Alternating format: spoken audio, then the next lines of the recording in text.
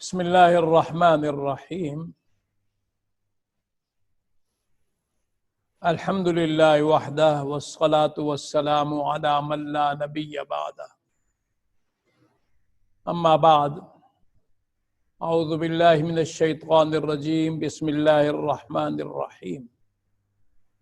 ومن اعرض عن ذکری فإن له معیشة ضنکا ونحشره یوم القیامة اعمى قال رب لم حشرتني أعمى وقد كنت بصيرا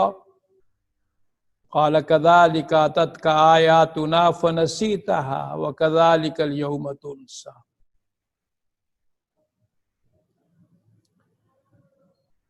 میرے بھائیوں، میرے بزرگوں، میرے عزیزوں،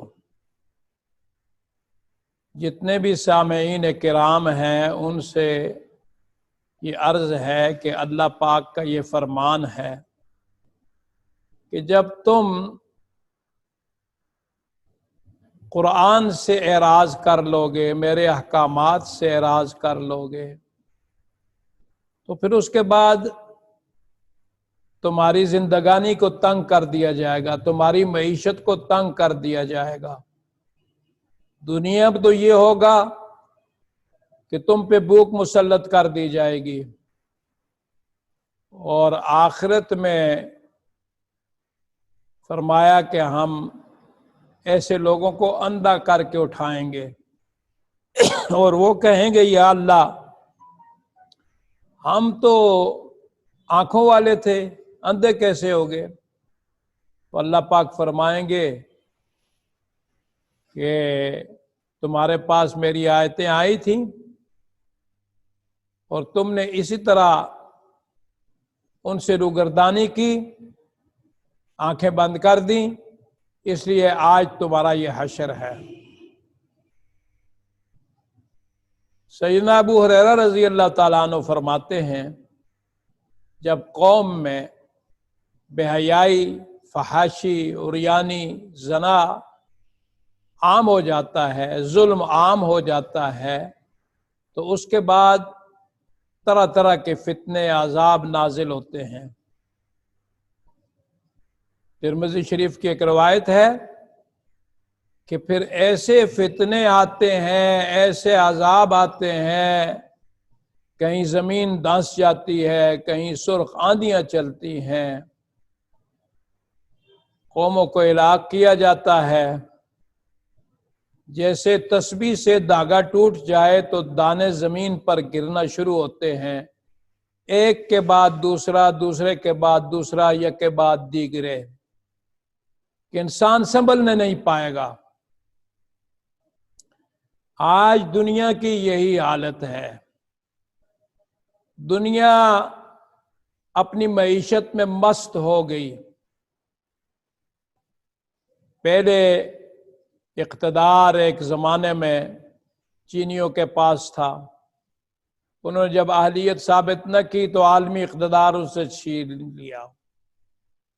پھر روما کے پاس چلا گیا، ان سے بھی اللہ نے چھین لیا۔ پھر مغرب کے پاس چلا گیا، بیچ میں اسلام طلوع ہوا، لیکن مسلمانوں نے بھی روگردانی اختیار کی تو ان کو بھی محروم کر دیا گیا، محکوم بنا دیا۔ اور پھر مغرب نے،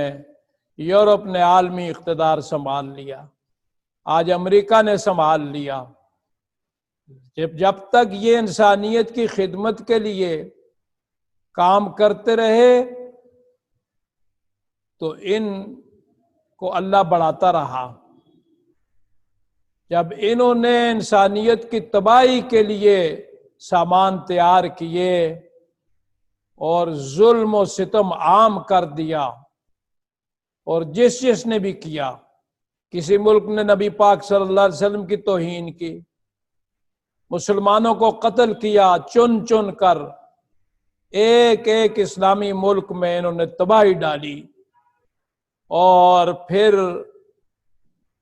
کشمیر میں کیا کیا گیا کہ وہ لوگ 6 مہینے سے لاک ڈاؤن، گھروں میں بند، نہ خوراک نہ دعائیاں، نہ کچھ، اور ساری دنیا نے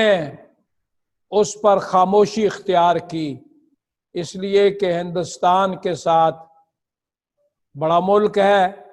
ان کی تجارتیں تھیں، حتیٰ کہ عرب دنیا جو ہے انہوں نے بھی ایسا کیا، اور پھر ہمارے پاکستان میں جو کچھ یہ کر سکتے تھے انہوں نے وہ کچھ بھی نہ کیا۔ تو جب ظلم عام ہو گیا تو اللہ کی ذات تو حلیم ہے، وہ دیکھتی رہی، ان کا حلم، ان کی بردباری، جلدی گرفت نہ فرمانا، ڈھیل دینا، بالآخر اللہ کی طرف سے عذاب نازل ہوا،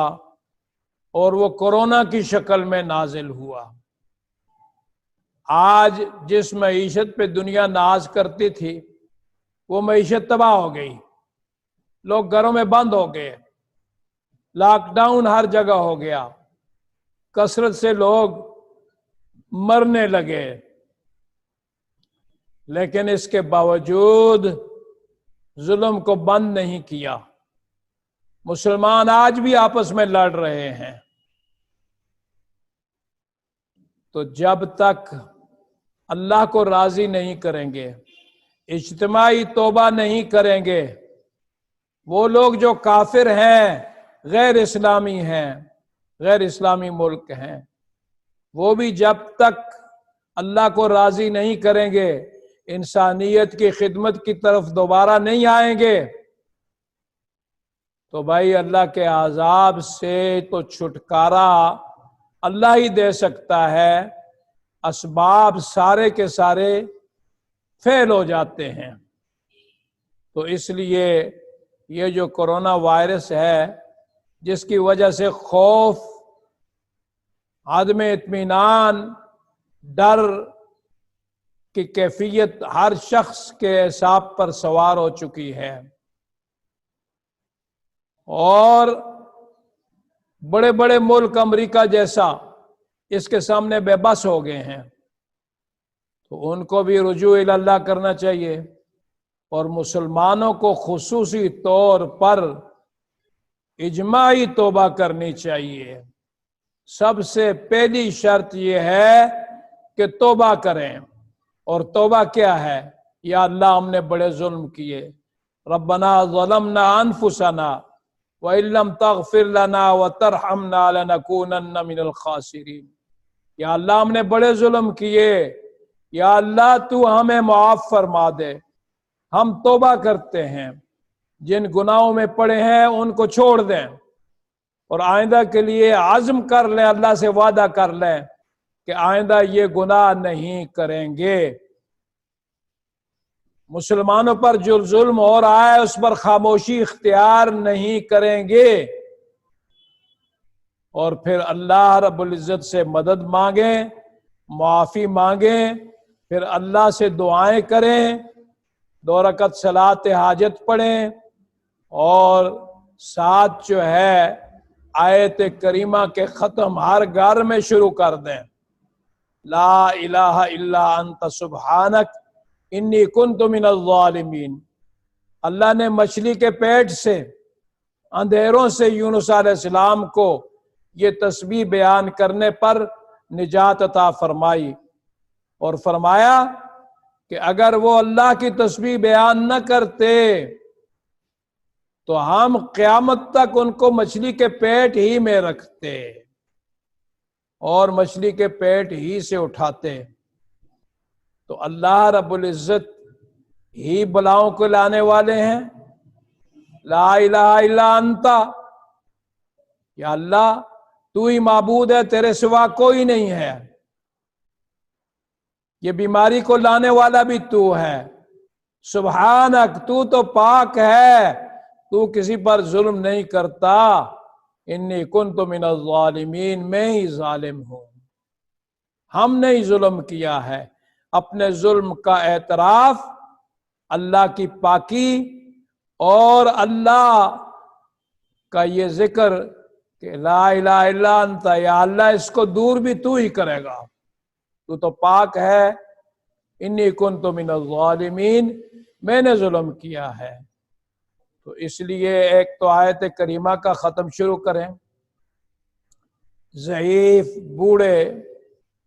بیمار، کھانسی جن کو ہو، زکام جن کو ہو، وہ گھر میں بھی الگ کمرے میں رہے۔ احتیاطی تدابیر جو بھی ڈاکٹروں نے بتائی ہیں، حکومت نے بتائی ہیں، وہ احتیاطی تدابیر جو ہیں ان کو اختیار کریں، سبب جتنا ممکن ہو اس کو اختیار کیا جائے، اور پھر اللہ پہ چھوڑ دیا جائے، وہ مسبب الاسباب ہے، سبب میں اثر ڈالنے والی ذات وہی ہے۔ اس کے ساتھ درود شریف کثرت سے پڑھیں۔ حضرت علامہ مفتی تقی عثمانی صاحب رحم نے، اللہ ان کو دراز زندگی عطا فرمائے،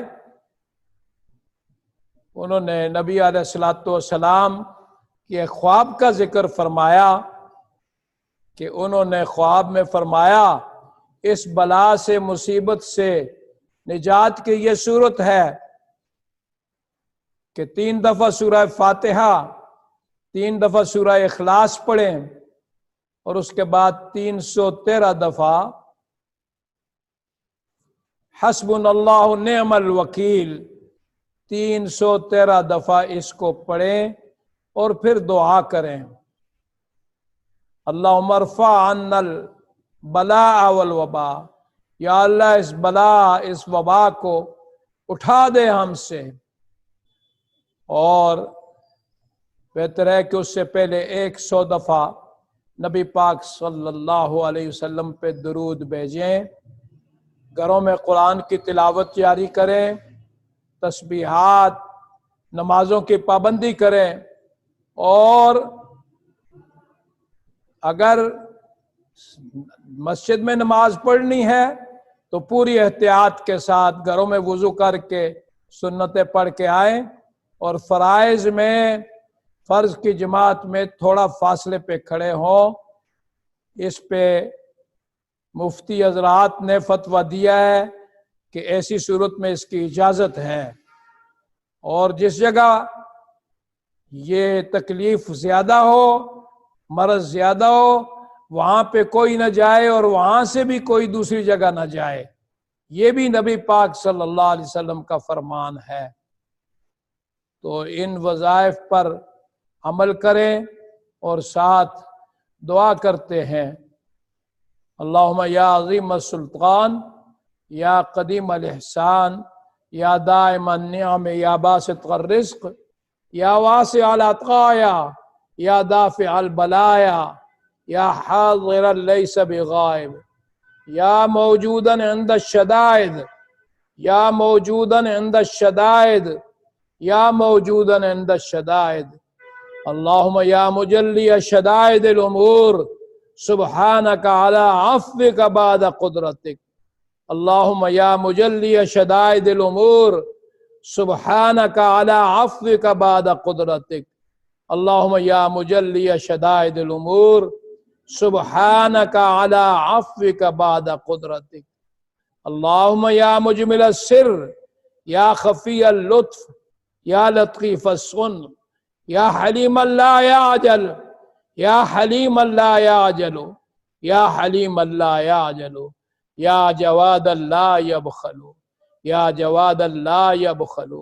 یا جواد لا یبخل، منزول بک کل حاجت فاقض حاجاتنا برحمتک یا ارحم الراحمین، برحمتک یا ارحم الراحمین، برحمتک یا ارحم الراحمین، اللہم ارفع عنا البلاء والوباء، اللہم ارفع عنا البلاء والوباء،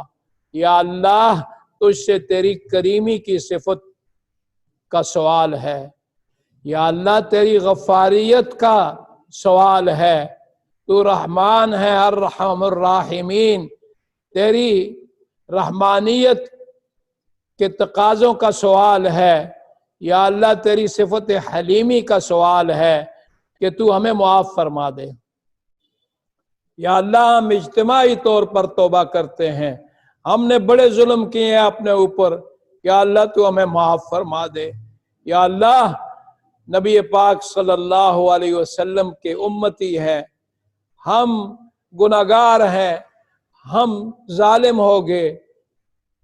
کوئی ایسا غلط کام جو دنیا میں کیا جاتا ہے وہ نہیں ہے کہ ہم نے نہ کیا ہو۔ یا اللہ ہم توبہ کرتے ہیں، ہمیں معاف فرما دے اور اس عذاب کو اٹھا دے۔ یا اللہ غریب لوگ، بے کس لوگ، بیچارے لوگ، بے بس لوگ، یا اللہ ان کی بے بسی کا سوال ہے۔ یا اللہ گھروں میں بند ہیں، بھوکے ہیں، جو خیرات مانگتے تھے ان کو خیرات بھی نہیں مل رہی ہے۔ یا اللہ تو رحم فرما دے اور دوبارہ سے معیشت کو بحال فرما دے۔ یا اللہ ہمیں ہمارے گناہوں کو معاف فرما، ہمارے جو دنیا سے رخصت ہو چکے ہیں ان کی بخشش فرما دے، جو بیمار ہیں ان کو صحت کاملہ عطا فرما۔ اللہم ربنا تقبل منا انک انت السمیع العلیم وتب علینا انک انت التواب الرحیم، وصلی اللہ تعالی علی خیر خلقہ محمد وآلہ واصحابہ اجمعین برحمتک یا